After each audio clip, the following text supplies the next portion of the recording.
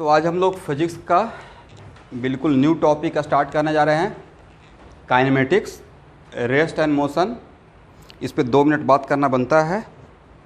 तो देखिए, ये टॉपिक का इम्पोर्टेंस ये है कि बाकी फिजिक्स का कोई भी चैप्टर अगर ले लिया जाए, जहाँ तक मुझे नज़र जा रहा है, तो हर जगह पे इसका एप्लीकेशन होगा।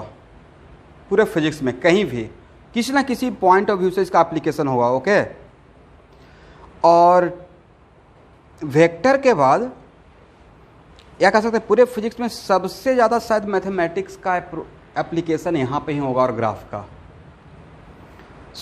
लेकिन उसी चीज़ को सीखने के लिए ऑलरेडी हम लोग मैथमेटिकल टूल्स पढ़ के रेडी हैं, और आज ही मैं आपको मैथमेटिकल टूल का असाइनमेंट भेजूँगा। आज मुझे एक साथ आप धमाका कर देना है। आज एक साथ बहुत सारा असाइनमेंट भेजने वाला हूँ। नॉमेनक्लेचर का भेजूँगा कम से कम 300-400 प्रॉब्लम का, और इलेक्ट्रॉनिक कॉन्फ़िगरेशन भी आज ख़त्म हो जाएगा तो उसका 175 प्रॉब्लम का, उसका मैथमेटिकल टूल का, क्योंकि आप लोग बहुत दिन से आराम कर रहे हैं।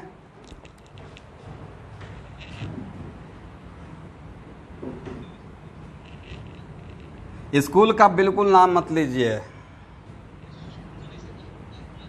हाँ, बोलिए बोलिए। हाँ, हाँ,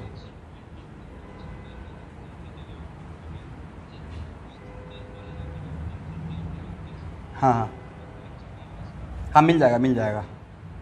आज ही दे दूँगा। देखिए,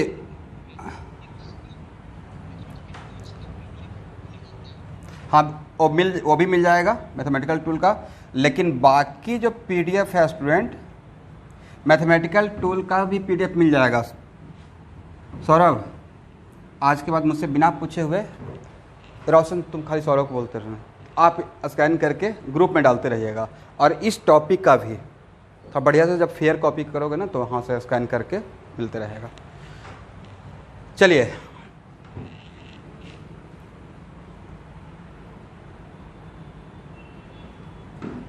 देखिए स्टूडेंट, मैं ग्राफ एक मेरा कोई आर्बिट्ररी पाथ है,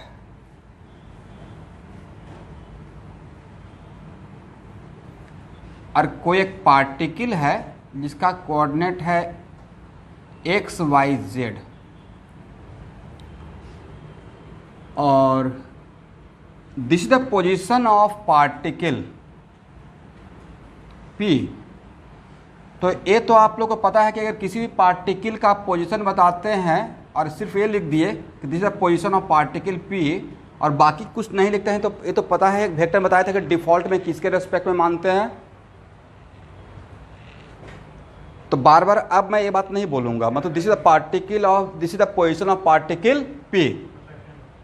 तो देखिए, चैप्टर का नाम काइनेमेटिक्स है, बट उसका एक और नाम एक्चुअली दिए हुए rest and motion. Okay,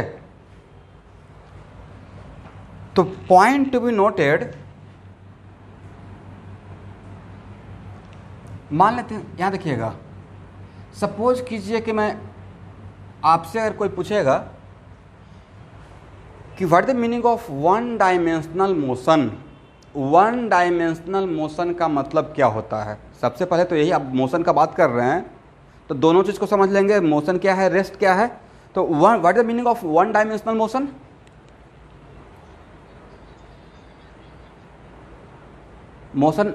motion along, motion is in a straight line. ये याद रखिएगा, जिन्होंने भी बोला है उस हर पॉइंट पे मैं आऊँगा। और मैं जो सोच रहा था कि शायद कुछ स्टूडेंट ऐसा भी बोलेंगे, तो मेरे माइंड में पहले से था। तो चलिए स्टूडेंट, पहले वन डायमेंशनल मोशन है। ओके, हाँ,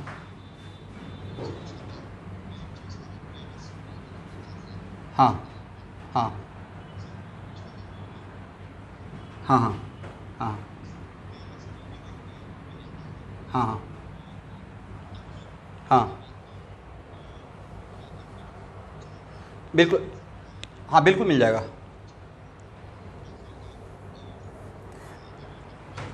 देखिए, ऐसे भी मैं हर वीक में मैं अपडेट करके सारा फिर भेजते रहूँगा।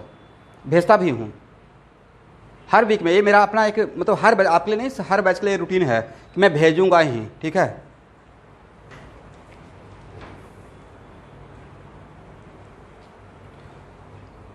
ठीक है, ठीक है, नो प्रॉब्लम, तो उससे मिल जाएगा आपको। चलिए स्टूडेंट यहाँ देखिए, तो वन डायमेंशनल मोशन का मतलब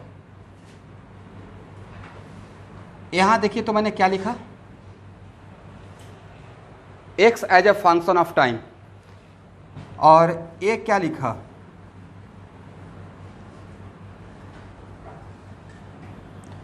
तो स्टूडेंट यहाँ पे टाइम के साथ मेरा कितना कोऑर्डिनेट चेंज हो रहा है, how many coordinate changing with time. क्या मेरा वाई कोऑर्डिनेट और जेड कोऑर्डिनेट चेंज हो रहा है? सिर्फ ओनली मेरा कौन सा कोऑर्डिनेट चेंज हो रहा है? X coordinate. तो आज के बाद वन डायमेंशनल मोशन कोई पूछेगा तो उनको बोलना है कि if out of three only one coordinate is changing with time, मैं लिखवाऊंगा if one out of three only one coordinate is changing with time, then it is called one dimensional motion. Okay, तो लिखिए एक line, if out of three only one coordinate is changing with time,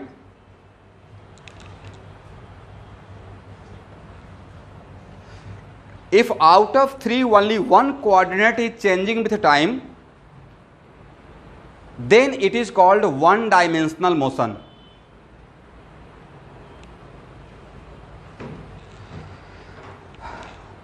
तो बताइए किसी point में noted, अब यहां देखिएगा, एक किसी पार्टिकल का, फिर से out of three if only one coordinate is changing with time, out of three if only one coordinate is changing with time, then it is called one dimensional motion. Okay, तो यहां पे जो मैंने लिया इसमें कौन सा कोऑर्डिनेट टाइम के साथ चेंज हो रहा है? क्या बाई और जेड चेंज हुआ? इसका मतलब ये वन डायमेंशनल का एग्जांपल है, लेकिन इसमें कौन सा कोऑर्डिनेट चेंज हो रहा है? X coordinate. दैट्स वाई इसमें पार्टिकल का मोशन को सिर्फ कौन सा मोशन है पार्टिकल का है? एक्स मोशन है। लेकिन ख्याल कीजिएगा, मैंने एक्स मोशन नहीं बोला था, मैंने बोला था out of three if out of three only one coordinate. तो आप में से किसी को पूछना चाहिए था, सर ऐसा भी तो हो सकता है कि बाई कोऑर्डिनेट चेंज हो और एक्स और जेड कांस्टेंट हो, समथिंग लाइक दिस।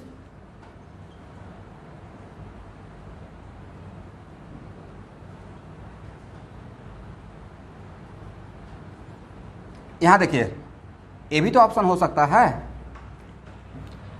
एक ए ऑप्शन, एक ए हो सकता है। ए बोलिए, ऑप्शन बी में किसी पार्टिकल का कोऑर्डिनेट्स इसके अकॉर्डिंग चेंज हो रहा है, तो इसमें which coordinate is changing with time?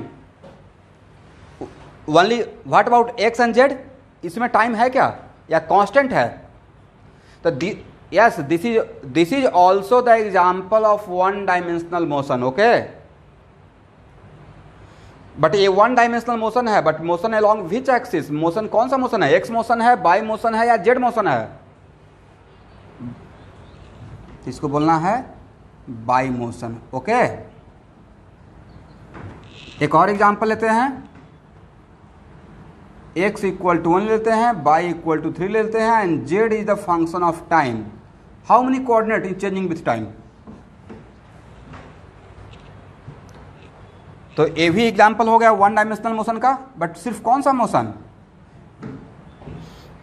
तो मैं पॉइंट टू बी नोटेड, मैंने ये नहीं बोला कि जेड मोशन में पार्टिकल का एक्स और बाई कोऑर्डिनेट नहीं होगा। जेड मोशन में पार्टिकल का एक्स और बाई कोऑर्डिनेट हो सकता है, बट वो जो भी रहेगा वो ऑल द टाइम वही रहेगा, टाइम के साथ कांस्टेंट रहेगा। ओके, तो इसको क्या बोलेंगे? Z motion. ठीक, यहां तक आइए। इसका मतलब है कंक्लूजन क्या हुआ कि one dimensional motion can be x motion, can be y motion और can be z motion depending upon situation. Correct. इसका मतलब है कि एग्जाम्पल ए एग्जाम्पल बी और example C are the example of how many dimensional motion, one dimensional motion. लिख लीजिएगा, example A B and C are the example of one dimensional motion.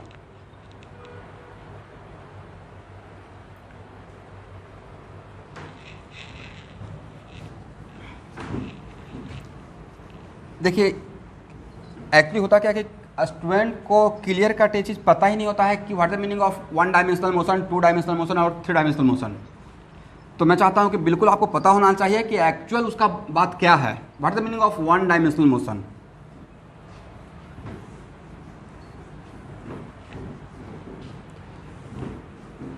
अब इसमें से कुछ स्टूडेंट ये बोले हैं स्ट्रेट लाइन मोशन, तो आई एग्री, बट वो स्ट्रेट लाइन मोशन को रेक्टिलिनियर मोशन भी बोलते हैं, rectilinear motion, but all straight line motion are not one dimensional motion. अभी 2 मिनट के बाद ले लेंगे इसका एग्जांपल, ओके। तो वन डायमेंशनल मोशन का तो कॉन्सेप्ट क्लियर हो गया। तो आज के बाद वन डायमेंशनल एक एग्जांपल सपोज कीजिए कि आपके पास ए, मैंने बोला कि देखिए मेरा ए है एक्स वाई प्लेन, ए है एक्स एक्सिस, ए है वाई एक्सिस, ठीक है स्टूडेंट। और मैं अगर आपसे बोल दिया कि देखिए मेरा पार्ट यहाँ पे बाई का वैल्यू 2 है, ठीक है, और मैं बोल दिया कि मेरा पार्टिकल इस लाइन पे मूव कर रहा है, ये मेरा पार्टिकल है और इस लाइन पे, इसी लाइन पे मूव कर रहा है, इस स्ट्रेट लाइन पे। तो इस लाइन पे कौन सा, इस लाइन पे मूव कर रहा है तो कौन सा कोऑर्डिनेट वैरी करेगा और कौन कौन सा कोऑर्डिनेट कांस्टेंट है। अरे और ये मेरा एक्स वाई प्लेन है, ये मेरा कौन सा प्लेन है, एक्स वाई प्लेन। तो एक्स वाई प्लेन है तो यहाँ पे जेड का वैल्यू 0 है, जेड का वैल्यू क्या है 0। क्या यहाँ पे, यहाँ से पार्टिकल अगर यहाँ आ गया तो इसका बाई कोऑर्डिनेट चेंज हुआ,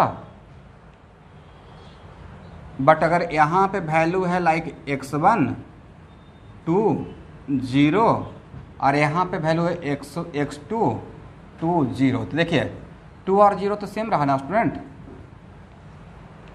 तो सिर्फ कौन सा कोऑर्डिनेट चेंज हो रहा था, x को। तो जो मैंने डायग्राम बताया कि particle moving from here to in this direction, तो पार्टिकल का मोशन कौन सा, तो बोला वन डायमेंशनल। कोई बोला क्यों वन डायमेंशनल, क्योंकि स्ट्रेट लाइन है, नहीं, क्योंकि सिर्फ x कोऑर्डिनेट चेंज हो रहा था। कौन सा कोऑर्डिनेट, आएंगे आएंगे, नहीं रहेगा नहीं रहेगा, थोड़ा सा वेट कीजिए, आज तो इसी पे बात करना है।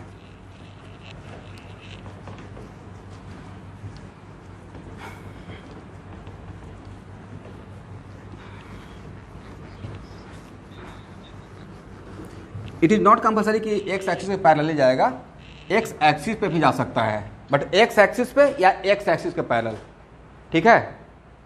अगर एक्स एक्सिस पे भी जाएगा, मान लेते एक्स एक्सिस पे भी, अगर ये भी एक बात हो सकता है कि किसी स्टूडेंट का माइंड में रहेगा, इसलिए कि एक्स मोशन का मतलब उनको लगेगा कि शायद एक्स एक्सिस पे ही रहना चाहिए।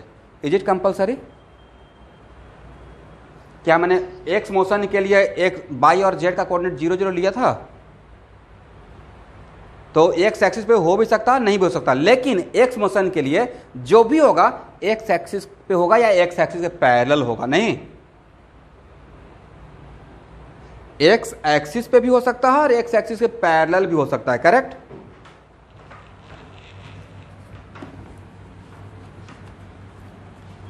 तो बोलिए आज के बाद कोई आपसे पूछेगा what the meaning of one dimensional motion, तो क्या बोलना है, स्ट्रेट लाइन बोलना है या जो मैंने लिखवाया वो बोलना है।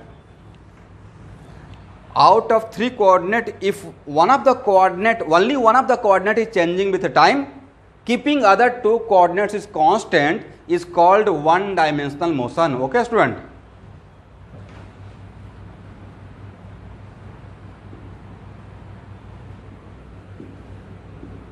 so what the meaning of 2 dimensional motion,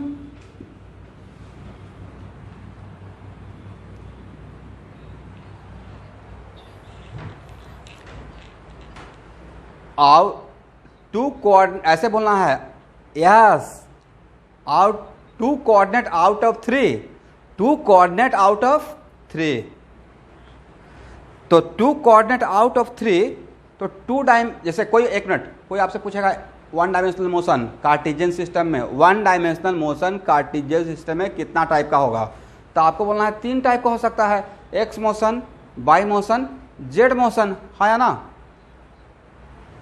तो वैसे ही 2 डायमेंशनल लिखिएगा, two coordinate out, if 2 coordinate out of 3 is changing with time, if 2 coordinate out of 3 is changing with time is called 2-dimensional motion, is called 2-dimensional motion.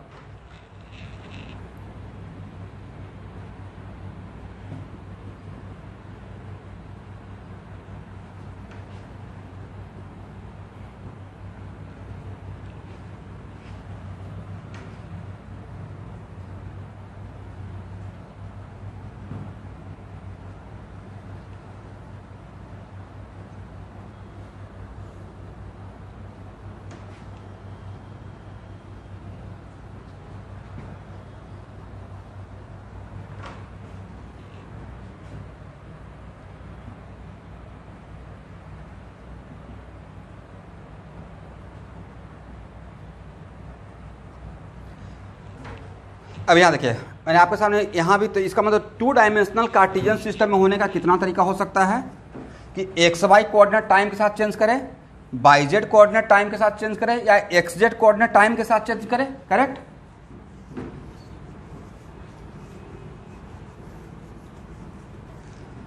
लेकिन next question यहाँ पे देखिए, this is the example of 2 dimensional motion, नहीं है?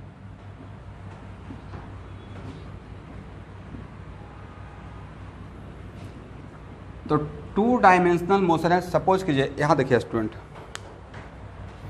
ध्यान से देखिएगा, मैं पोडियम पे जो मूवमेंट ले रहा हूँ, जो मैं घूम रहा हूँ, ठीक है, और आप इस रूम का किसी एक कॉर्नर को एक्स एक्सिस उस ओरिजिन मान लीजिए, समथिंग लाइक दिस, कि कोई एक कॉर्नर को एक्स एक्सिस वाई एक्सिस और ऐसे जेड एक्सिस, तो मेरा मूवमेंट कितना डायमेंशनल है, जबकि इट इज़ नॉट कंपल्सरी कि मैं ऐसे बिल्कुल स्ट्रेट लाइन पे ही, ऐसे घूमते हुए इधर जाते हुए, ऐसे घूमते हुए भी आ सकता हूँ। वेरी गुड, नहीं 3 डायमेंशनल नहीं है। मैं ऐसे, मैं उछल उछल कर थोड़े पढ़ा रहा हूँ आपको, 1 मिनट, मेरा ऐसा नहीं ना है कि पोडियम पे लोग जंप करके यहाँ से वहाँ जा रहे हैं, कि जेड कोऑर्डिनेट भी चेंज हो रहा है। 2 डायमेंशनल मोशन का मतलब है कि देखिए, जब भी मैं मूव कर रहा हूं तो डैम श्योर कि मेरा हाइट को कांस्टेंट करते हुए मेरा जेड कोऑर्डिनेट सेम रहेगा, करेक्ट। बट मेरा सिर्फ मान लेते हैं कि मेरा इधर के ऊपर के तरफ मैं जेड एक्सिस मान लिया, तो मेरा जेड कोऑर्डिनेट कांस्टेंट रहेगा, चाहे मैं कैसे भी मूव करूं, सिर्फ एक्स और वाई कोऑर्डिनेट चेंज होगा, ओके। इसका मतलब मेरा मोशन कैसा मोशन, 2 डायमेंशनल। लेकिन 2 डायमेंशनल मोशन मेरा, 2 डायमेंशनल मोशन एक लाइन पे होगा या किसी प्लेन में होगा, प्लेन में होगा। और अगर मेरा अगर मेरा कोऑर्डिनेट एक्स और वाई कोऑर्डिनेट चेंज हो रहा है, तो उस मोशन का नाम रहेगा x, motion in x y plane. क्या बोलेंगे, motion in x y plane. तो देखिए, ये 2 डायमेंशनल मोशन है, तो कोई पूछेगा 2 डायमेंशनल मोशन है तो इस पार्टिकल का मोशन किस प्लेन में है, क्योंकि 2 ही कोऑर्डिनेट चेंज हो रहा है, तो क्या बोलना है, x y plane. Very good. इसको क्या बोलेगा student, this is also the exam,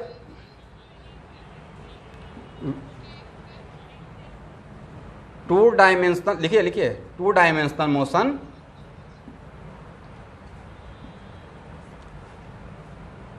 but motion in which plane, x z plane. और इसे क्या बोलेंगे student, this is also the example of 2 dimensional motion,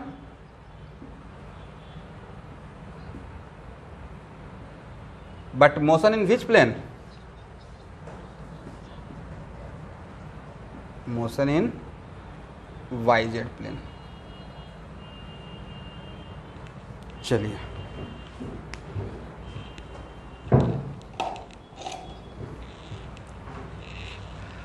तो अब ये आइडेंटिफाई कर लेंगे कि 1 डायमेंशन, वन डायमेंशनल मोशन का मतलब क्या होता है, टू डायमेंशनल कार्टेशियन सिस्टम है, और टू डायमेंशनल मोशन का मतलब क्या होता है, और वन डायमेंशनल मोशन किसी लाइन पे रहेगा, बट टू डायमेंशनल मोशन किसी प्लेन में होगा, करेक्ट।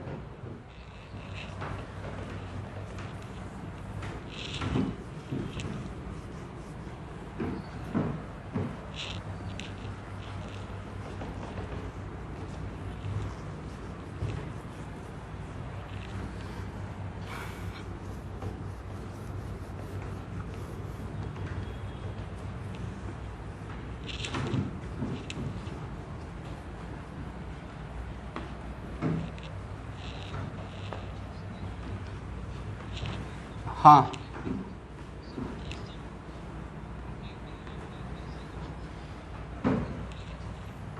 सबसे पहले बताइए फंक्शन क्या हो सकता है। तो बोलिए सर फंक्शन बहुत टाइप का हो सकता है,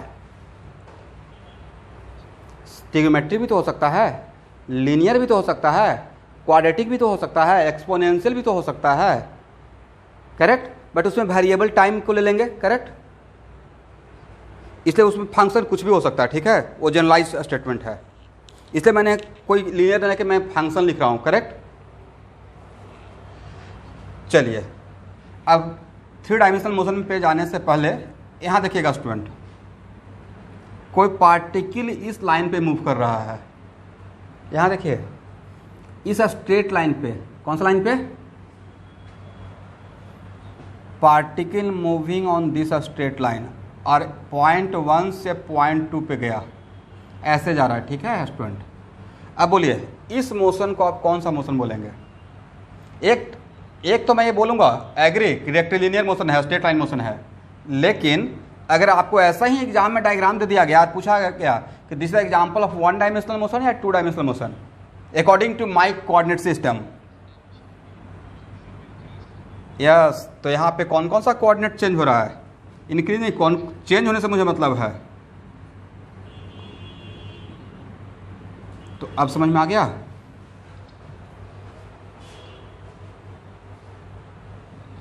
लेकिन अगर इन टर्म्स ऑफ कोऑर्डिनेट अगर हम लोग नहीं जानते रहते और स्ट्रेट लाइन रहता तो हो सकता है कि आपके दिमाग में रहता कि वन डायमेंशनल मोशन है, correct, but actually this is the example of one dimensional motion या two dimensional motion, two dimensional. ये है x y plane, okay student, और ये टू डायमेंशनल मोशन कौन सा प्लेन में, एक्स वाई प्लेन में। अब ये देखिए, मान लेते हैं कि पार्टिकल इस ट्रैजेक्टरी पे जा रहा है, मान लेते हैं पैराबोला है, ठीक है, इसी पे मूव कर रहा है, ऐसे जा रहा है, करेक्ट, और यहाँ से यहाँ आ गया, तो बोलिए कितना dimensional motion, two. A parabola तो थ्री डायमेंशनल कॉन्सेप्ट है ही नहीं, पैराबोला में तो सिर्फ एक्स और वाई लेते हैं, जेड तो नहीं लेते हैं, करेक्ट। दैट्स वाई यहाँ पे अगर x1/1 है तो यहाँ पे x2/2 रहेगा। तो इस टाइप का अगर यहाँ पे इस कर्व पे अगर पार्टिकल मूव कर रहा है तो this is also the example of to dimensional motion, correct. मान लेते हैं कैलकुलेट में ये है y एक्सिस और ये है x एक्सिस, तो z एक्सिस ऐसे रहेगा। अब मैं बोल दिया कि particle moving on this curve, particle moving on this curve, तो कितना डायमेंशनल मोशन, टू, ये भी टू डायमेंशनल ही रहेगा, नहीं, टू डायमेंशनल मोशन। मतलब मुझे इससे अब मतलब नहीं रह गया कि पार्टिकल क्या शेप बनाकर क्या कर्व बनाकर मूव करेगा, मुझे मतलब रह गया कि कोऑर्डिनेट कितना चेंज हो रहा है, करेक्ट।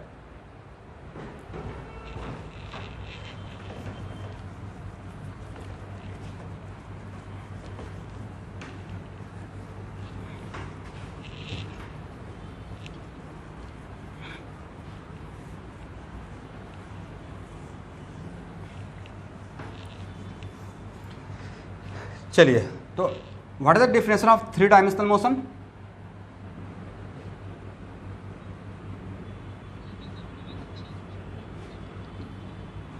हाँ, यस, वेरी गुड। मतलब all the coordinate are, if all the coordinate changing with time, if all the coordinate changing with time,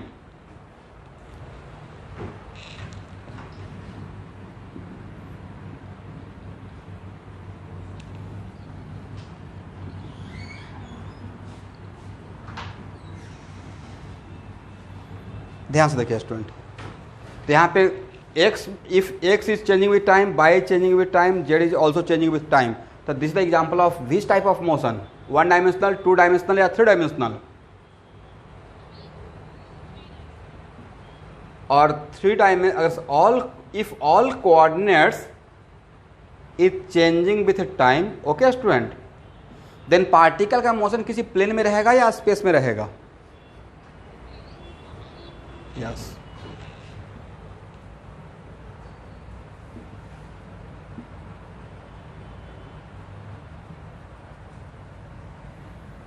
तो मैंने आपको 1 डायमेंशनल मोशन, 2 डायमेंशनल मोशन और 3 डायमेंशनल मोशन क्या होता है, बिल्कुल बेसिक बात लेकिन बहुत इंपॉर्टेंट बात बताया। तो इन तीनों बात, 1 डायमेंशनल, 2 डायमेंशनल और 3 डायमेंशनल, इन तीनों चीज़ों को ध्यान में रखते हुए अगर मैं आपसे पूछूंगा कि what is the minimum criteria for particle to be in motion, what is the minimum criteria कि पार्टिकल को मोशन में होने के लिए, मैक्सिमम नहीं, मिनिमम, बस पार्टिकल चलते रहे। Very good. फॉर पार्टिकल, चूंकि चैप्टर का नाम था रेस्ट एंड मोशन, तो मतलब इस बात को थोड़ा रिगार्ड करने के लिए ये बात तो जानना चाहिए कि मोशन होने के लिए मिनिमम क्राइटेरिया क्या होना चाहिए, करेक्ट। तो मोशन होने के लिए मिनिमम क्राइटेरिया कि at least one of the coordinate is changing with time, correct. लिखिए नोट करके, for particle to be in motion,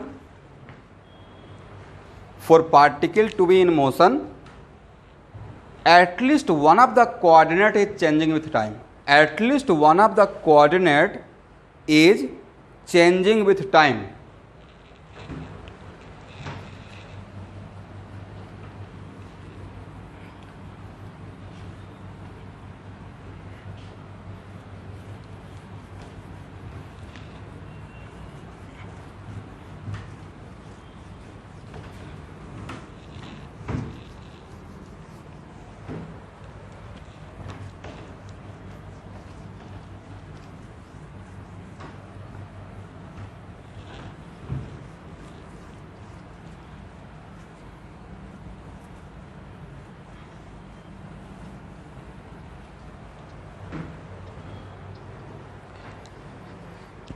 ठीक है स्टूडेंट, तो अब बताइए पार्टिकल को रेस्ट में होने का कंडीशन क्या?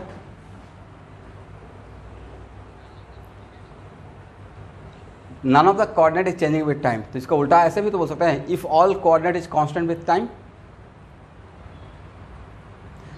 पार्टिकल को रेस्ट में होने का कंडीशन हो जाएगा कि if all coordinate is constant with time, correct. लिखिए, if all coordinate of particle is constant with time,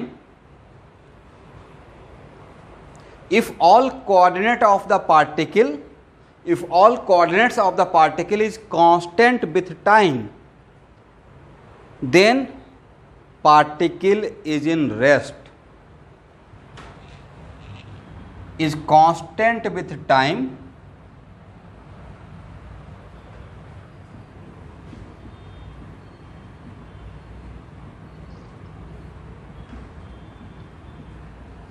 मान लेते हैं कोई आपसे ऐसे बोल दिया कि पार्टिकल P का कोई एक पार्टिकल 1 है जिसका कोऑर्डिनेट इस तरीके से टाइम के साथ वेरी कर रहा है। वो आपको बोल रहा है कि टाइम के साथ ऐसे वेरी कर रहा है, दे दिया ये, इसका मतलब इसमें तो टाइम है ही नहीं, करेक्ट। इसका मतलब वो पार्टिकल मोशन में है या पार्टिकल जहाँ पे है वहीं पे है?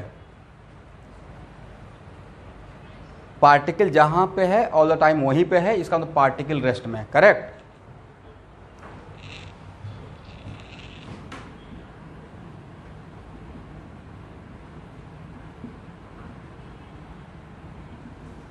यहाँ तक आइए।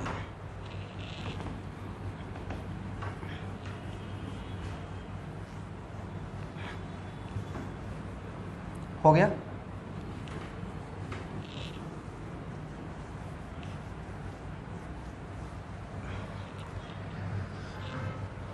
चलिए स्टूडेंट, इस सेकंड टाइम शायद मैं आपसे बात कर रहा हूँ। What is the definition of displacement?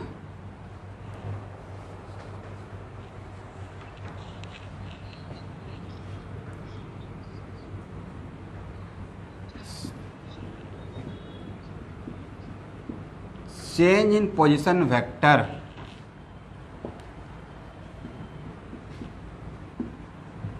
ठीक है, change in position vector is called what? Displacement.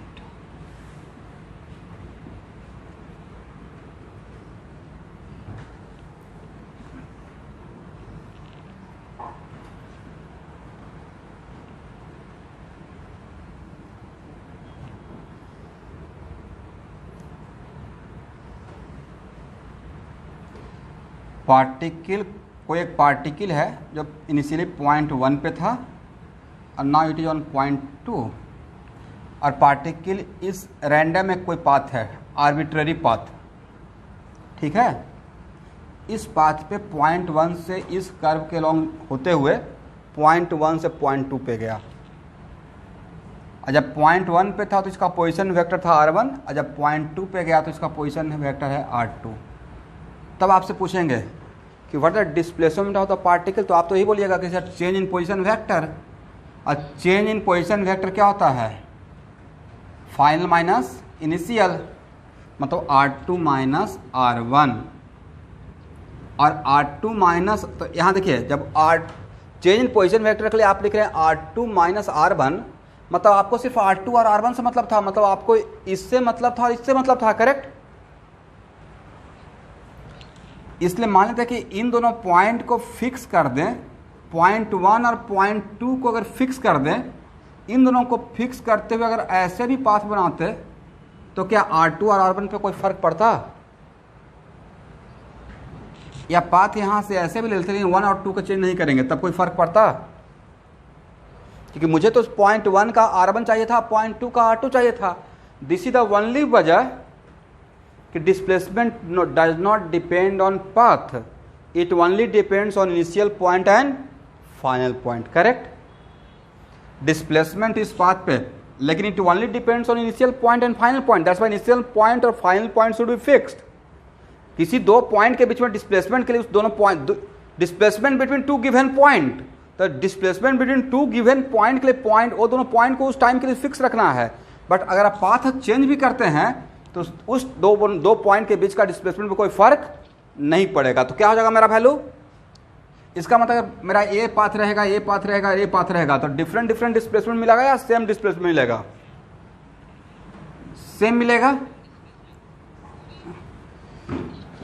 और ये तो पता था ना कि r2 माइनस r1 को आपको ऐसे भी मैंने लिखने के लिए सिखाया था, याद है? वेक्टर में r2 minus r1 also written like r21, और r21 को पढ़ते क्या है? With respect to 1। तो पोजीशन वेक्टर ऑफ 2, तो जिसका पोजीशन बताते हैं वहां पे हेड, और जिसके रेस्पेक्ट में बताते हैं वहां पे टेल, तो दिस इज योर r21 नहीं, और ये r21 ही तो डेल्टा r है, और ये डेल्टा r ही आपका क्या है? डिस्प्लेसमेंट है, नहीं?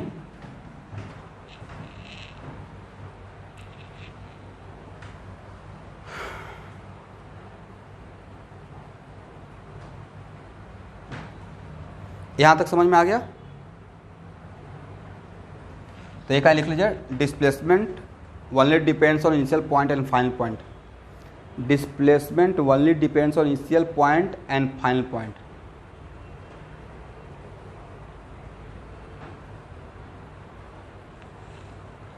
Does not depend on path.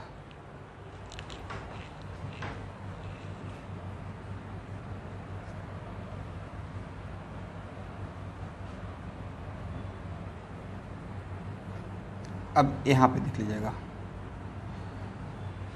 मान लेते हैं कि ये पॉइंट 1 है, ये पॉइंट 2 है,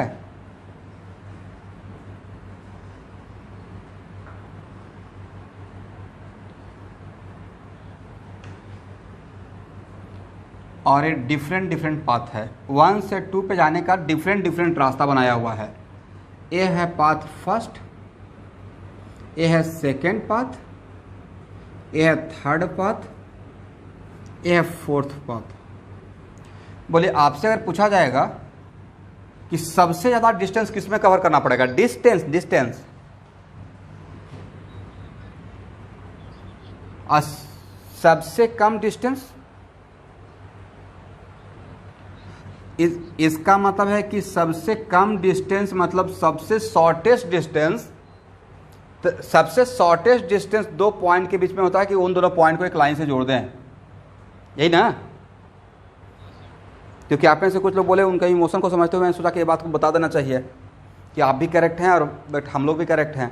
तो डिस्प्लेसमेंट का जैसे 10th क्लास तक हम लोग यही पढ़ते रहते हैं, शॉर्टेस्ट डिस्टेंस, तो वो बिल्कुल सही है, बट उसको समझना भी जरूरी है। क्यों? उससे हम लोग को फ़ायदा क्या मिलेगा।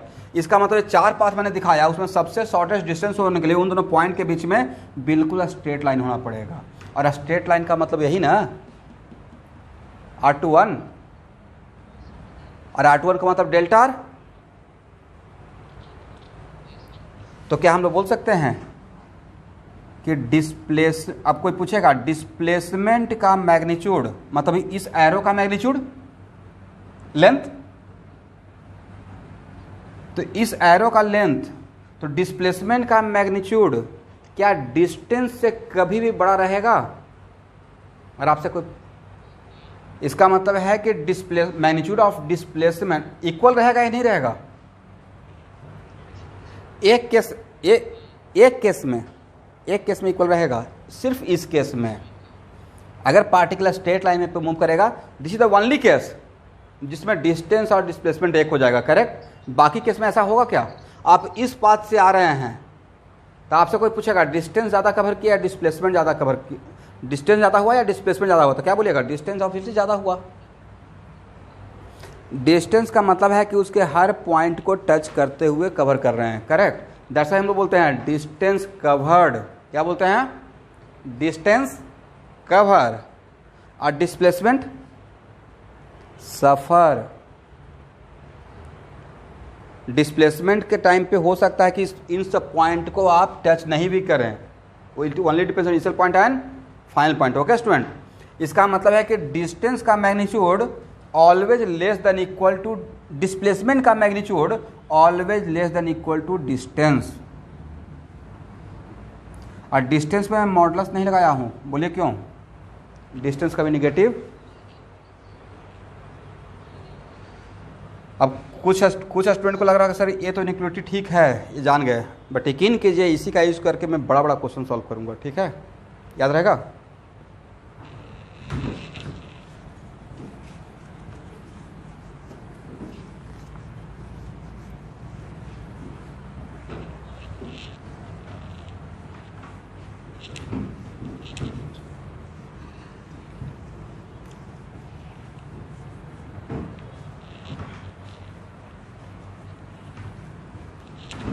चलिए स्टूडेंट, हो गया यहाँ तक।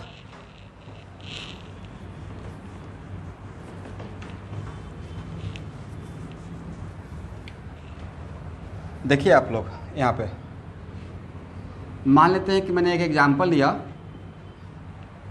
Position vector of any particle, position vector ऐसे लिखिएगा, position vector of a particle given as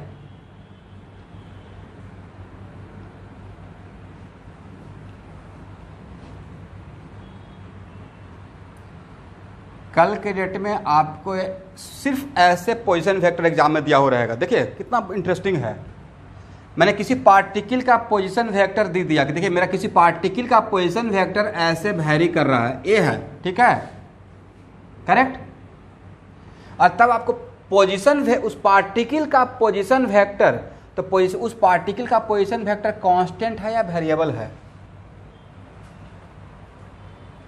position vector. पहले आप एक बात बताइए, वेरिएबल प्लस कांस्टेंट क्या होगा, बोलिए तो। x प्लस 5 बोलेंगे क्या होगा, कांस्टेंट है वेरिएबल है, x तो वेरिएबल है, 5 कांस्टेंट है, तो वेरिएबल ही तो बोलेंगे। Who is responsible for this, x। वैसे ही यहाँ पे आपका पोजीशन वेक्टर कांस्टेंट है या वेरिएबल है स्टूडेंट, और उसके लिए कौन रिस्पॉन्सिबल है, बोलिए एक्स कोऑर्डिनेट। अब r इक्वल टू ए लिखते हैं ना, एक्स आई प्लस वाई जे, याद है, और z के यहाँ पे x का काम कौन कर रहा है, टी स्क्वायर कर रहा है, नॉट टी। अब ये नहीं लिख रहे हैं कि x is the function of time, वो फंक्शन यहाँ पे दिखा चुके हैं, करेक्ट। और बाई का वैल्यू कितना है 2 और जेड का वैल्यू कितना है 4। खुद बताइए आपका पार्टिकल का मोशन कौन सा मोशन है। तो ये इंटरेस्टिंग नहीं है कि पोजीशन वेक्टर देखकर आप पार्टिकल के मोशन का डायमेंशन बता दिए। आप पोजीशन वेक्टर देखे हैं, बहुत बड़ी बात है। पोजीशन वेक्टर देखते ही आपके माइंड में आ गया, okay this is example of one dimensional motion. क्यों? क्योंकि sir one of the coordinate only changing with time, okay. यहां पे देखे और यहां देखते ही आपके माइंड में आ गया, ओके सिर्फ एक्स कोऑर्डिनेट चेंज हो रहा है, बाई में तो का वैल्यू ऑलवेज 2 रहेगा क्योंकि इसमें तो टी है नहीं, और जेड का वैल्यू भी ऑलवेज 4 रहेगा। तो if only one of the coordinate is changing with time then इसका एग्जांपल क्या था, वन डायमेंशनल। और वन डायमेंशनल में भी कौन सा मोशन, एक्स मोशन। तो आज के बाद कभी भी अगर मैं पोजीशन वेक्टर दे दिया आपको, तो क्या पोजीशन वेक्टर देखकर आप बता सकते हैं कि कौन सा मोशन। तो कौन सा मोशन, ए पोजीशन वेक्टर जो पार्टिकल का वेरी कर रहा है, बोलिए वन डायमेंशनल में भी कौन सा, एक्स मोशन, वाई मोशन या जेड मोशन, एक्स मोशन। समझ गए?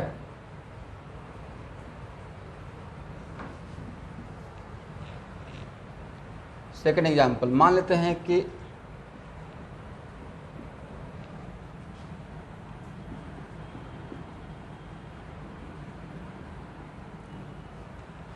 पोजीशन वेक्टर ऑफ, यहां देखिएगा, position vector of particle vary according to this.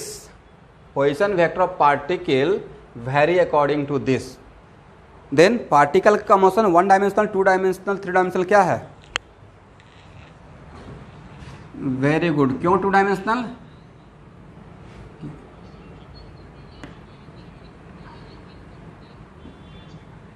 Yes, तो मैं यही चाह रहा था कि आप पोजीशन वेक्टर देखकर ही वहां से आपके माइंड में डायग्राम बनना शुरू हो जाए कि ओके ये कौन सा मोशन है, एक कितना मोशन का कॉम्बिनेशन है। तो सर ये 2 मोशन का कॉम्बिनेशन है, कौन 2 डायमेंशनल मोशन हो गया ना।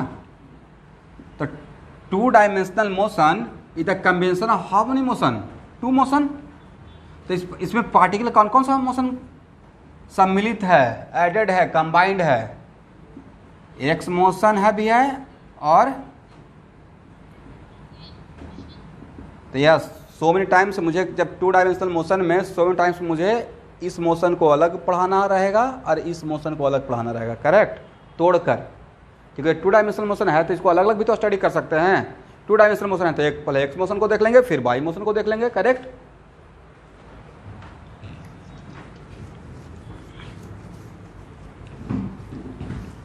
कुछ लोग सोच रहे हैं ये तो आ ही नहीं रहा है, ये कब आएगा, v = u + 80। ये बहुत देर के बाद आएगा, ठीक है। अब वो 10th वाला नहीं रह गया बात, मुझे आराम से चीज़ों को ख़त्म करने दीजिएगा। और बिल्कुल भी ये सब मत पूछिएगा कब ख़त्म होगा, कितना क्लास चलेगा। आपका लर्निंग प्रोसेस है, जैसे पढ़ाते हो वैसे पढ़िए। मेरे कोर्ट में है कैसे कब ख़त्म होगा, कितना पढ़ाना है, वो मेरे ऊपर छोड़ दीजिए। आपके कोर्ट में है कि जो पढ़ाते हैं वो कितना आप याद रखते हैं।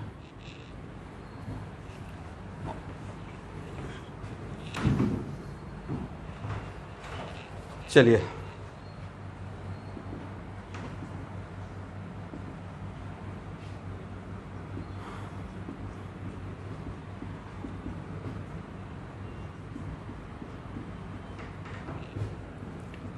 बोले दिस द एग्जाम्पल ऑफ, देखिए इसका मतलब आज के बाद मैं क्या श्योर रहूं कि आप पोजीशन वेक्टर देखकर ही मुझे बता पाएं कि कितना डायमेंशनल मोशन है। ओके, अब लिखिए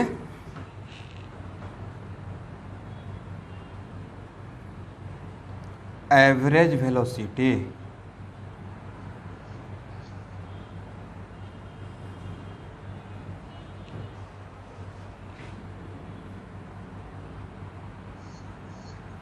और देखिए एवरेज के लिए मैं समटाइम्स ऐसे भी दे दूंगा, ठीक है।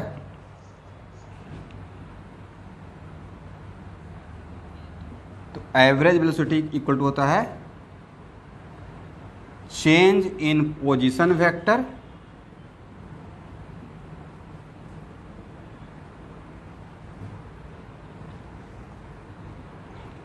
डिवाइडेड बाय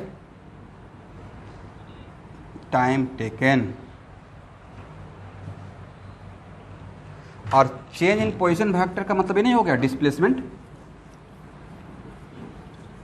इसलिए कहीं कहीं पे एवरेज वेलोसिटी के लिए आप ये भी लिखे देखिएगा displacement by delta t. Okay,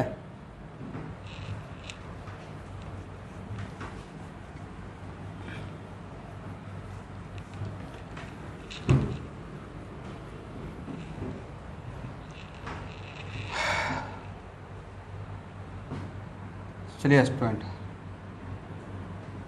तो एवरेज वेलोसिटी के लिए क्या हम लोग ऐसे लिख सकते हैं delta r by delta t.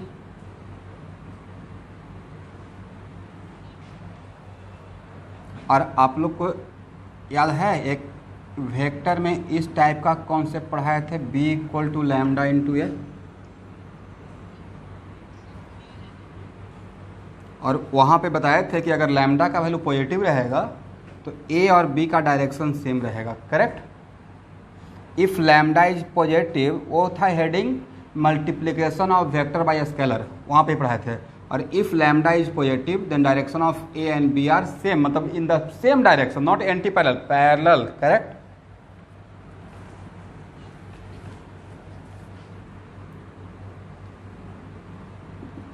तो क्या इसको हम लोग ऐसे लिख सकते हैं स्टूडेंट? इसी फार्मूला को ऐसे लिख सकते हैं। और नहीं रहता कि सर इट इज बिल्कुल it is just like a बन गया कि इसको ए मान लिया जाए। अरे तो लैम्डा टाइप का है स्केलर क्वांटिटी, करेक्ट, और इसको बी मान लिया जा सकता है। तो क्या इस इक्वेशन पे सेट कर गया?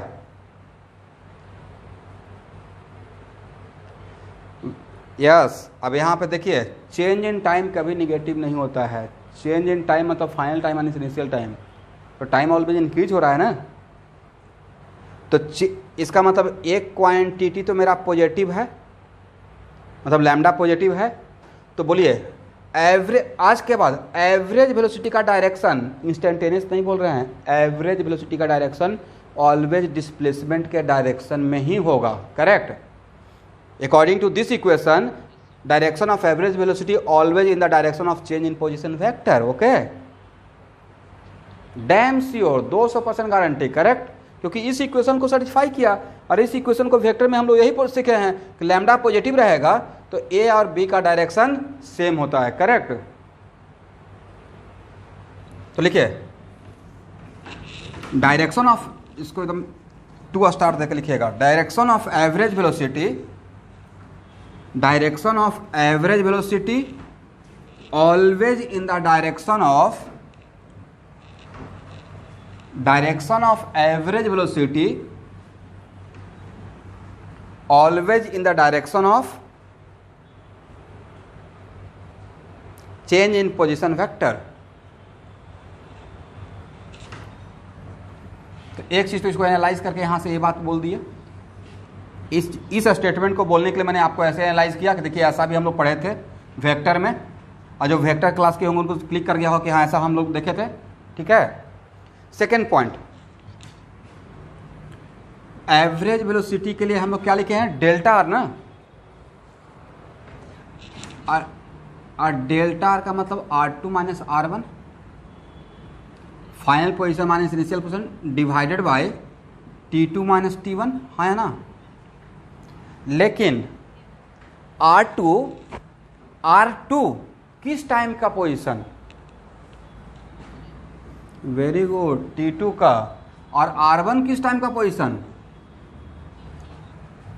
यहां तक आइए।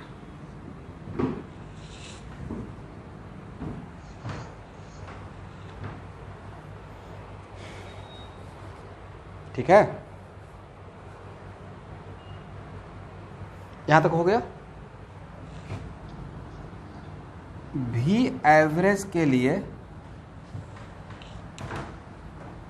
Delta r by delta t, और स्टूडेंट कार्टेशियन सिस्टम में फिर से मुझे प्रूफ करना पड़ेगा या डेल्टा आर के लिए डायरेक्ट ऐसा लिख सकते हैं? अगर आप लोग समझ गए तो मैं ये डायरेक्ट लिख सकता हूँ, नहीं समझे तो मुझे प्रूफ करके लिखना पड़ेगा। बट जहाँ तक ख्याल है कि मैं ऐसा कुछ आपको बताया था। क्या डेल्टा आर के लिए मैं ऐसे लिख सकता हूँ, डेल्टा एक्स आई प्लस, यहाँ पे मेरे लिए इजी हो, इससे तो वेक्टर में इतना काम किए हैं, तो delta r equal to vector में बहुत, मैथमेटिक्स में बहुत हम लोग काम कर चुके हैं।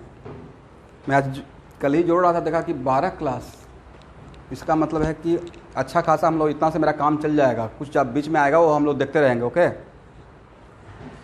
बस आप, और प्लस आपको कुछ फ़ोटो भेजे थे ना इंटीग्रेशन और डिफ्रेंशिएशन का, बहुत पहले लॉन्ग में, वो कुछ रात में मैं फोटो भेजा था, उसको बनाए हैं या उसको ऐसे ही डिलीट हो गया? कर रहे हैं?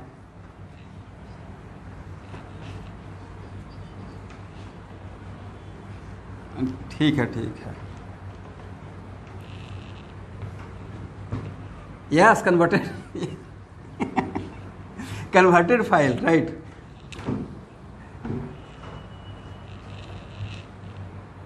ये बहुत अच्छी बात है, कम से कम ये मेरा भी क्वालिटी है, मुझे एक एक पॉइंट याद रहता है, मैं कहाँ पे क्या बोला हूँ, कहाँ पे क्या कर रहा हूँ। उससे क्या होता है कि मुझे कोरिलेट करने में आसानी होता है। एज ए टीचर ये चाहिए, तो स्टूडेंट को उससे भी ज़्यादा चाहिए। हाँ सर, वहाँ पे आप ऐसा बात बोले थे, अगर ऐसा चीज़ डेवलप हो गया तो 2 साल तक अगर ऐसे कोरिलेट करते रह गए, बहुत पजल नहीं होना चाहिए, बिल्कुल क्लियर कट माइंड से तैयारी होता है स्टूडेंट। जो बहुत है एकदम प्रेशर, 2-10 प्रॉब्लम एक्स्ट्रा देख लिया, अब उनका एकदम बिल्कुल पसीना चलना शुरू हो गया। ऐसे नहीं, इंजॉय कीजिए, स्टडी को इंजॉय कीजिए। मतलब वर्क बाई हार्ट मतलब वो होता है, एक वर्क बाई वर्क कर रहेंगे तो नहीं हो पाएगा। जिस दिन मैं वर्क को, पढ़ाई को पढ़ाना है इसलिए सोच के पढ़ाता हूँ, नहीं हो पाता है इफेक्टिवली। अच्छा पढ़ाना है, चलो आज बच्चों से बात करते हुए पढ़ाएंगे, अच्छा लगेगा, कुछ सिखाएंगे, तो उसमें ज़्यादा इफेक्टिवली मैं पढ़ा के निकलता हूँ। तो उस टाइम पे उस ऐसे से कीजिएगा। प्लस ऐसा नहीं कि हाँ एक ही दिन में ख़त्म होगा, थोड़ा थोड़ा, आज 10 प्रॉब्लम देख लिए, आज 5 प्रॉब्लम देख लिए। ऐसा नहीं कि अच्छा अब तो मिल गया असाइनमेंट, आज रात में तो कवर ही करना पड़ेगा। आराम से हर एक प्रॉब्लम को एनालाइज करके, हाँ अब उसमें स्पीड भी लाना है। Learning is very slow process but make it fast second time पे। बट ऐसा नहीं कि बिल्कुल ख़त्म ही करना पड़ेगा, आज नहीं हो कल हो जाएगा। अब ये नहीं कि सर तो बोलती हैं धीरे धीरे लाहे लाहे चलना है, तो आज एक बनाएंगे तो 365 दिन में 365 ही बनेगा। चलिए इसको ऐसे लिख सकते हैं,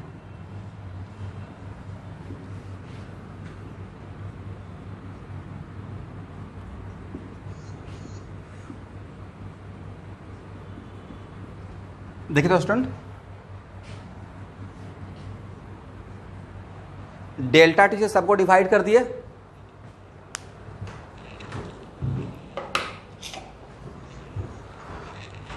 किसी का मोबाइल बहुत वाइब्रेट कर रहा है, वो देख लीजिए, साइलेंट पे करके रखिएगा। यहां देखिए, तो v equal to delta x by delta t i plus delta y by delta t j plus delta जी जेड बाई डेल्टा टी। यहां तो समझ में आ गया। अब नेक्स्ट, किसी भी वेक्टर का i को छोड़कर जो रहता है उसको क्या बोलते हैं, उस वेक्टर का कौन सा कंपोनेंट, x कंपोनेंट। कौन सा कंपोनेंट? इसका मतलब है कि ये वेलोसिटी वेक्टर, एवरेज वेलोसिटी का x कंपोनेंट, एवरेज वेलोसिटी का x कंपोनेंट क्या रहेगा स्टूडेंट, बोलिए, डेल्टा एक्स बाई और एवरेज वेलोसिटी का बाई कंपोनेंट क्या रहेगा,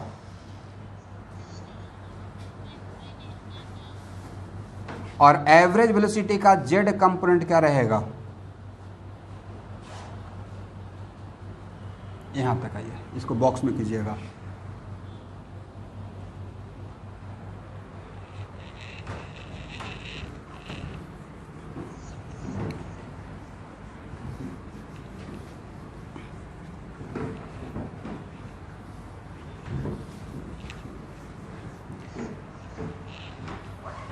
एक आप में से किसी का या मेरा फ़ोन ऐसा हो रहा है क्या? देखिए तो सर, अब किसी का फ़ोन बहुत वाइब्रेट हो रहा है।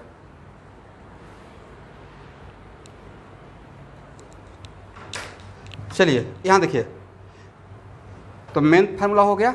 अब इस फार्मूला को कंपोनेंट के फॉर्म में भी लाए, तो this is called what, average velocity का एक्स कंपोनेंट के लिए delta x by delta t. Average velocity का बाई कंपोनेंट के लिए delta y by delta t, average velocity का जेड कंपोनेंट के लिए delta z by delta t. Okay student, अब पॉइंट टू बी नोटेड, ध्यान सुनिएगा यहां तक, इस पर पहले इस फार्मूला को देख लीजिए और फार्मूला को ध्यान से देखकर जितना मैं अभी तक कुछ पढ़ाया हूं उसमें एक आध कुछ बढ़िया लाइन आप लोग सोचिए तो।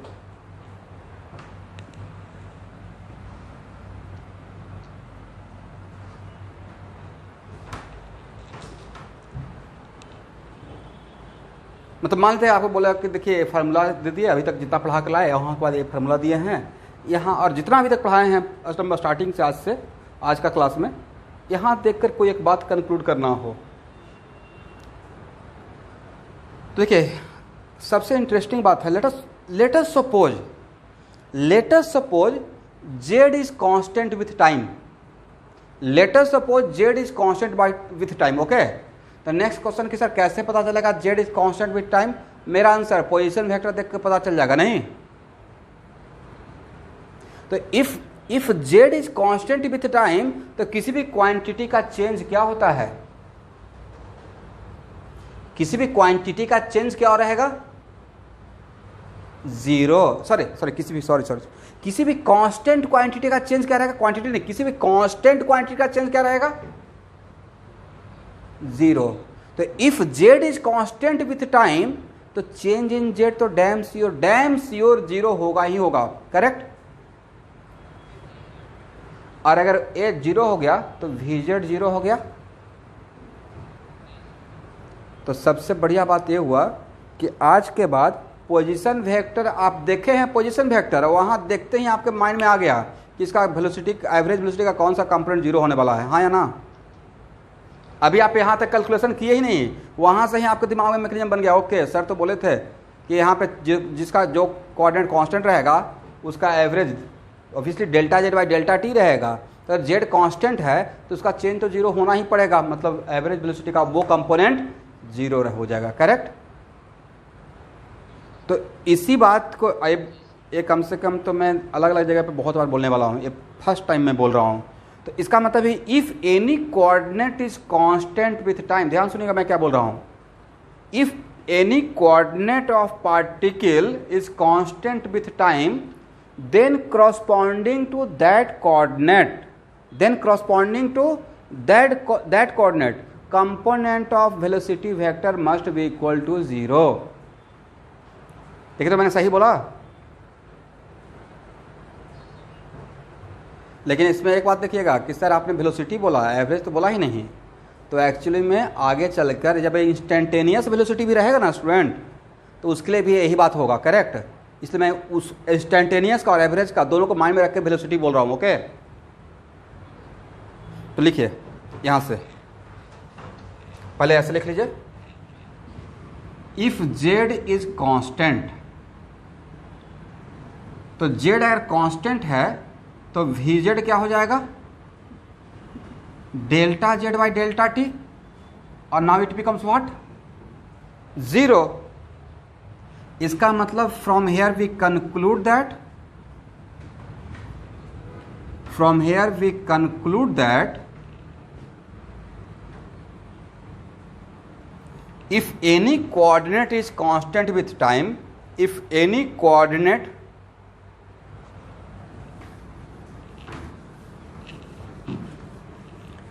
is constant with time, then corresponding to that coordinate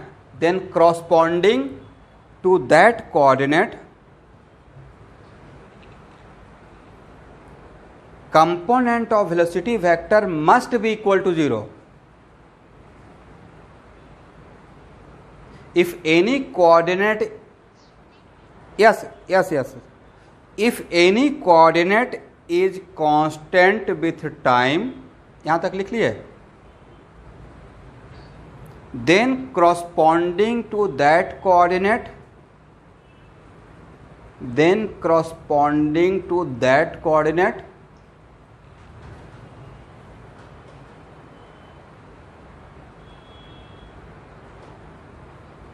component of velocity vector component of velocity vector must be equal to 0.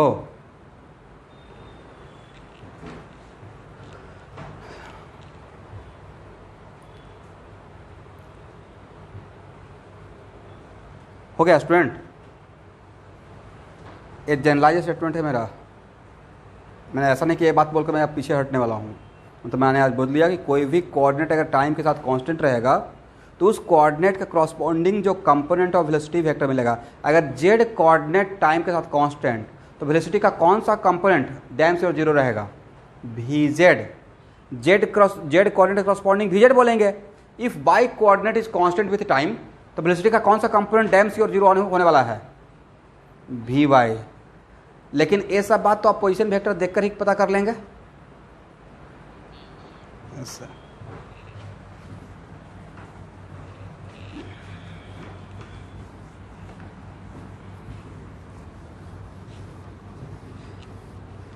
देखिए अभी तो मैं थोड़ा सा अपना बोलने का स्पीड को बहुत कम किया हूँ। जनरली मैं फ़ोन पे बात करता हूँ तो सामने वाले बोलते हैं कि क्या बोल रहे, समझ में नहीं आ रहा है। मुझे लगता है कि एक ही बार सब कुछ बोलते, तो धीरे धीरे पढ़ाते पढ़ाते बहुत आराम से धीरे धीरे वो एक एक चीज़ को एनालाइज कर कर, तो वो थोड़ा सा एक मेरा बिग पॉइंट रहा है। बट मैं पढ़ाने के टाइम पे बहुत आराम से स्थिर माइंड से अब काम करता हूँ। और खासकर कोई इंपॉर्टेंट पॉइंट रहता तो लगता है सारा बात एक ही बात बता दें।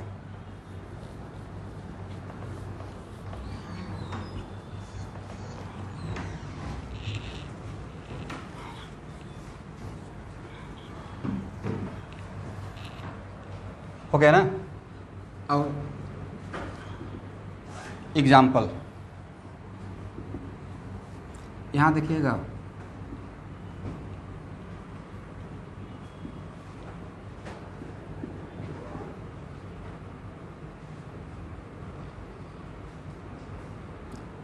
पोजीशन वेक्टर, पहले पोजीशन वेक्टर देखिए, ठीक है स्टूडेंट? आप प्रॉब्लम सॉल्व करने से पहले एवरेज वेलोसिटी का कौन सा कंपोनेंट डैम से और जीरो आने वाला है, बाद में चेक कर लेंगे जीरो आता है या नहीं आता है। Very good. अब क्वेश्चन स्टार्ट करते हैं। फाइंड एवरेज वेलोसिटी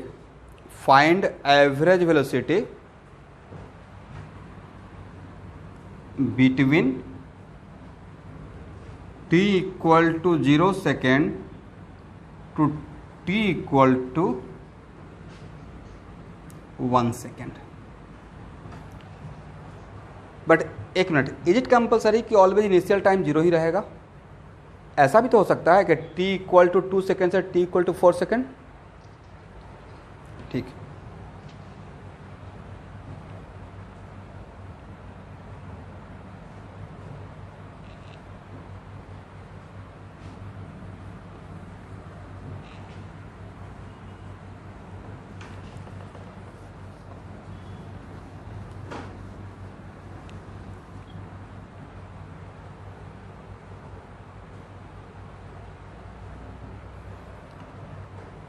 तो देखिए अभी तो आप यहाँ से एक बात तो बोल ही सकते हैं कि सर ये एक्सजेड मोशन है, हाँ या ना?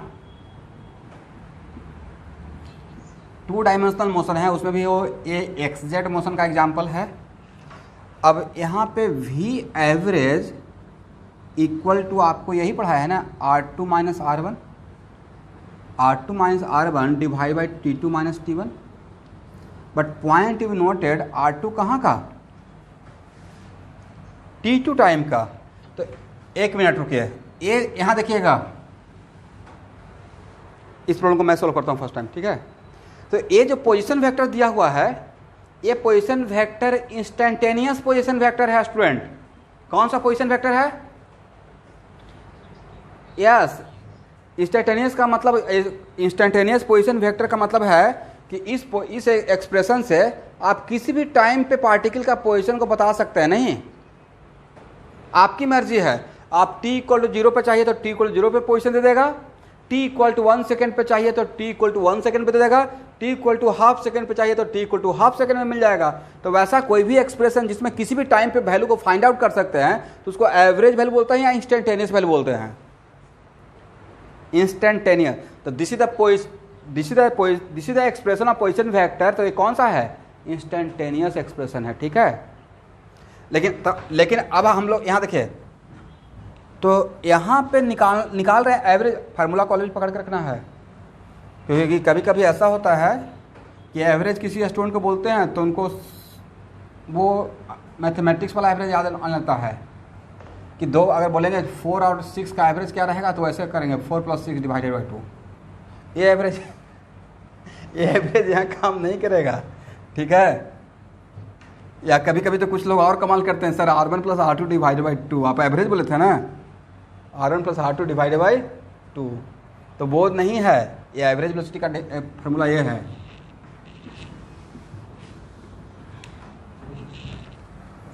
चलिए, तो का t इक्वल टू 0 का, तो t इक्वल टू 0 पुट करेंगे तो क्या मिल जाएगा स्टूडेंट?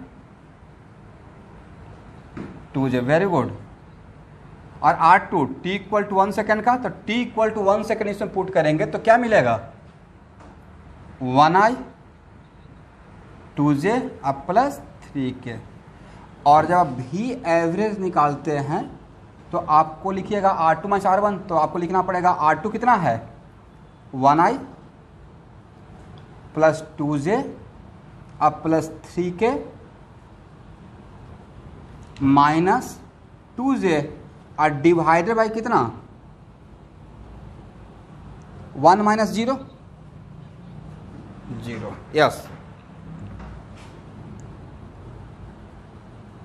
देखिए तो कितना आया स्टूडेंट? आया है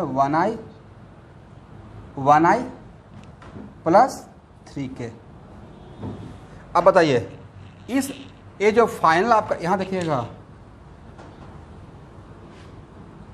ये फाइनली जो आपका वेलोसिटी वेक्टर आया, एवरेज वेलोसिटी वेक्टर, इस एवरेज वेलोसिटी वेक्टर का x कंपोनेंट कितना? तो बोलिए सर 1। इस फाइनल का y कंपोनेंट कितना? है ही नहीं, मतलब 0। z कंपोनेंट कितना? तो y कंपोनेंट के यहाँ पे आकर श्योर हुए या हम लोग पहले ही श्योर हो गए थे कि y कंपोनेंट 0 आना ही है? पहले ही श्योर हो गए थे। यहाँ तक आइए 5। तो ये हो गया मेरा एवरेज वेलोसिटी, और ये मैं कंपोनेंट बता दिया। अब एवरेज वेलोसिटी का अगर मैग्नीट्यूड पूछा जाता तो क्या लिखते? मान लीजिए सेकंड क्वेश्चन होता, also find out the magnitude of average velocity. तो आप यही लिखते ना कि x कंपोनेंट का स्क्वायर प्लस y कंपोनेंट का स्क्वायर प्लस z कंपोनेंट का स्क्वायर, मतलब vx square vy square plus vz square. याद है कार्टेशियन सिस्टम में? तो कितना हो जाएगा? 1 का स्क्वायर प्लस 0 का स्क्वायर प्लस 3 का स्क्वायर, हाउ मच? √10। √10 क्या रहेगा? आम रहेगा, इमली रहेगा, क्या रहेगा? अगर सारा कुछ ऐसा ही सिस्टम में अगर ले रहा हूँ तो इसका यूनिट रहेगा मीटर पर सेकेंड, हाँ या ना? क्योंकि ऊपर में क्या है, पोजीशन वेक्टर का यूनिट रहेगा मीटर ऐसा ही सिस्टम में, और नीचे में रहेगा सेकेंड, तो यूनिट क्या बन गया? मीटर पर सेकेंड। ओके, अब इतना तो खैर वो आर के सर तो क्लास ले ही रहे हैं, तो ये सब शायद आप लोग को समझ में आ ही गया होगा, लेकिन मैं भी यहाँ पे यूनिट बोलते रहूँगा।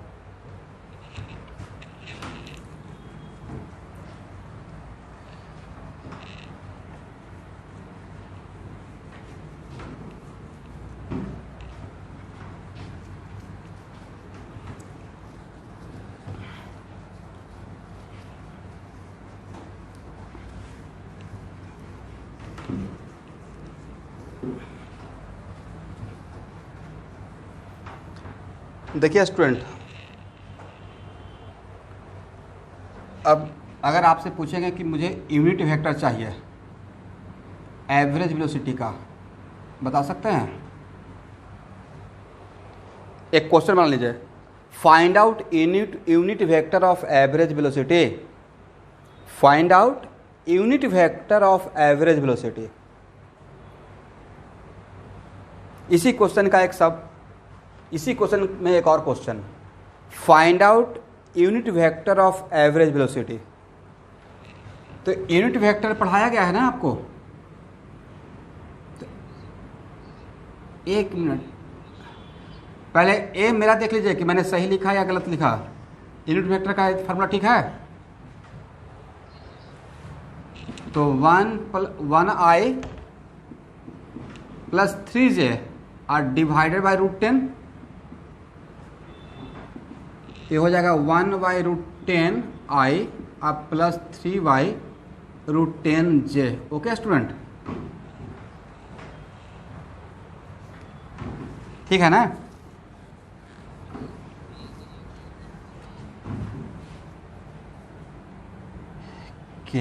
ओके अब चलिए, अब अगर मैं पूछूंगा find out unit vector of delta are, ये जरा निकाल के बताइए तो।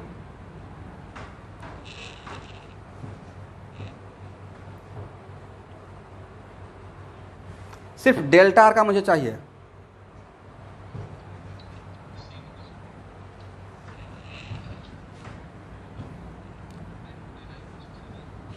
तो देखिए डेल्टा आर मतलब R2 माइनस R1, हाँ या ना। डेल्टा आर का मतलब R2 minus R1। Okay student, और R2 माइनस R1 निकालेंगे तो एक कॉन्फिडेंस है कि ऐसा लग रहा होगा कि अच्छा 1 से डिवाइड 1 ही था इसलिए ऐसा हो गया, ऐसा नहीं है। यहाँ पे इज इट कंपलसरी कि ऑलवेज डेल्टा आर और वी एवरेज सेम रहेगा? अलग अलग भी तो हो सकता है। तो 1i प्लस, यहाँ पे तो 1i प्लस 3 के ही है डेल्टा आर, 1i प्लस 3 के, तो इसका यूनिट वेक्टर भी तो यही रहेगा 1i प्लस 3 के डिवाइडेड बाई √10।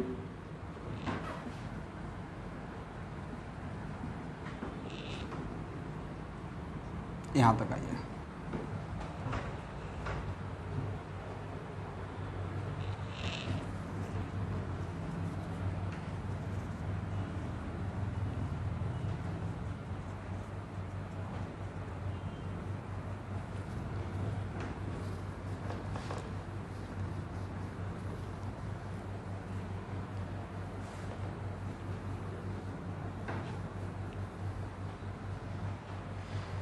अच्छा स्टूडेंट, अब इसको यहाँ के बाद थोड़ा सा मैं और भी जनरलाइज काम करना चाहता हूँ। यहाँ देखिए स्टूडेंट, v कितना था देखिए तो, v का फार्मूला तो ही था ना, delta r by delta t. Agree? v का फार्मूला था delta r by delta t. तो और मान लेते हैं कोई प्रॉब्लम नहीं रहता, थ्योरी ही चलते रहता है, तो प्रॉब्लम बना लिए। अब प्रॉब्लम बनाकर यहाँ पे आप देखिए ए यूनिट वेक्टर और ए यूनिट वेक्टर डिफरेंट है या सेम है? सेम है। अब मान लेते हैं कि ये फार्मूला लिखते हैं और बोलते हैं कि मुझे वी एवरेज का यूनिट वेक्टर चाहिए। यूनिट वेक्टर में कैप देते हैं तो आप लिखते हैं कि सर ये रहेगा एवरेज वेलोसिटी और एवरेज वेलोसिटी का मैग्नीट्यूड, ही ना। और वी एवरेज कितना लिखिएगा? Delta r by delta t, और इसका मैग्नीट्यूड कितना लिखिएगा? Delta r by delta T का मॉडुलस। याद है? लिख सकते हैं ऐसे, और delta r by delta t, और क्या इसको आप ऐसे लिख सकते हैं? Delta T by delta are. और डेल्टा टी का मॉडुलस लिए हुए हैं तो डेल्टा टी तो ऐसे भी पॉजिटिव है, तो ए वैल्यू और ए वैल्यू को क्या कैंसिल कर सकते हैं? तो बचा क्या? Delta r by modulus of delta are, हाँ या ना। और ये नहीं लगता कि सर ये तो delta r by delta r का मॉडुलस हो गया, ये तो it is kind of what? Unit vector of delta r. Agree या डिसएग्री? तो यहाँ इक्वल टू यहाँ, यही हो गया ना, यहाँ इक्वल टू व्हाट? यहाँ। इसका मतलब है कि एवरेज वेलोसिटी और एवरेज वेलोसिटी और चेंज इन पोजीशन वेक्टर, दोनों का यूनिट वेक्टर डिफरेंट होगा या सेम होगा? सेम होगा। तो नेक्स्ट क्वेश्चन, किसी भी दो वेक्टर का डायरेक्शन को सेम होने का अगर कोई आज के बाद कंडीशन पूछेगा तो ये बात यहाँ तक आइए फर्स्ट, तब मैं इसके बाद कुछ बोलूँगा। पहले यहाँ तक लिखिए आराम से।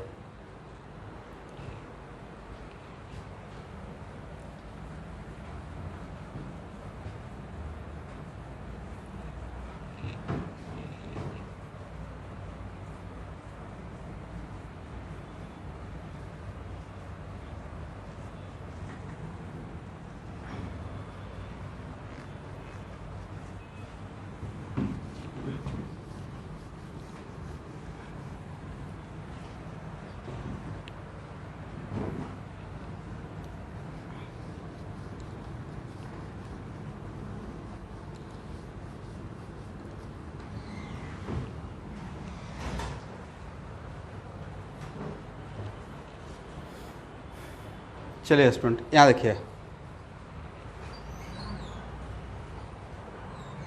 तो एक तो हम लोग पहले ही एनालाइज कर लिए ना कि वी एवरेज इक्वल टू, ऐसे आपको बता दिए थे, इसको बता दिए थे कि it is kind of B equal to lambda into A. तो इसका डायरेक्शन और इसका डायरेक्शन सेम है। लेकिन अब नेक्स्ट क्वेश्चन कि सर एक जनरलाइज स्टेटमेंट कि आज के बाद किसी भी दो वेक्टर का डायरेक्शन सेम होने का क्या कंडीशन हो सकता है? दो वेक्टर का सेम होने का कंडीशन तो कुछ और है। Two vectors are equal only if दोनों का डायरेक्शन भी सेम हो, मैग्नीट्यूड भी सेम हो और दोनों सेम टाइप का हो। क्या होना चाहिए? दो वेक्टर इक्वल होने का। बट मैं यहाँ पे दो वेक्टर इक्वल होने का बात नहीं कर रहा हूँ। मेरा कंडीशन है कि what is the criteria for direction of two vectors are equal, not vectors are equal, direction of two vectors are equal. तो आज के बाद किसी भी दो वेक्टर का समथिंग लाइक दिस, अगर बोलेंगे कि देखिए एक्सेलरेशन वेक्टर है 2i और बोलेंगे देखिए वेलोसिटी वेक्टर है 3i, अतः पूछेंगे इसका डायरेक्शन क्या बोलिएगा? Sir along x axis, positive x axis, correct. इसका बोलेंगे डायरेक्शन क्या है तो क्या बोलिएगा? Along positive x axis. आपने ऐसा क्यों बोल दिया कि सर दोनों का तो यूनिट वेक्टर आई ही था, है ना? इसका मतलब है कि आज के बाद किसी भी दो वेक्टर का डायरेक्शन को सेम होने का क्राइटेरिया होता है कि दोनों वेक्टर का यूनिट वेक्टर सेम होना चाहिए। क्या सेम होना चाहिए? दोनों वेक्टर का यूनिट वेक्टर सेम। तो देखिए यहाँ पे वेलोसिटी वेक्टर का यूनिट वेक्टर हम लोग बनाना शुरू किए थे, बट वो किसके बराबर हो गया?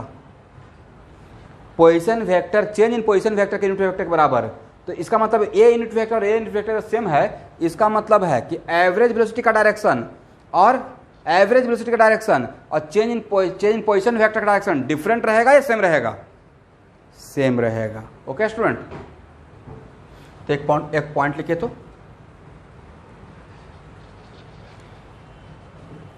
खैर यहाँ पे तो ये बात हम लोग प्रूव कर लिए कि एवरेज वेलोसिटी का unit vector equal to delta r का unit vector.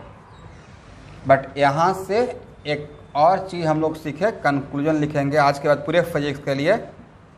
Any two vector having same direction, any two vector having the same direction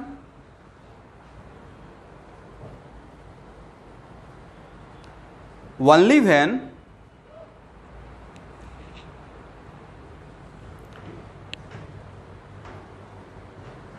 both have same unit vector, only when both have same unit vector. Any two vector having same direction, सिर्फ direction का बात कर रहा हूँ student, vector को equal करने का बात नहीं कर रहा हूँ। Any two vector having the same direction only when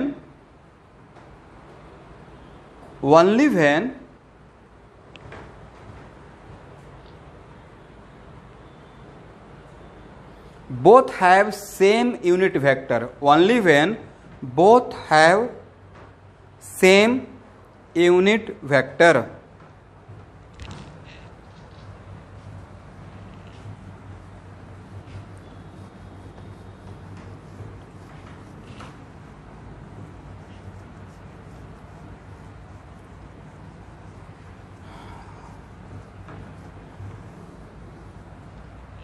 तो ओके स्टूडेंट, आज का क्लास यहाँ इतना ही।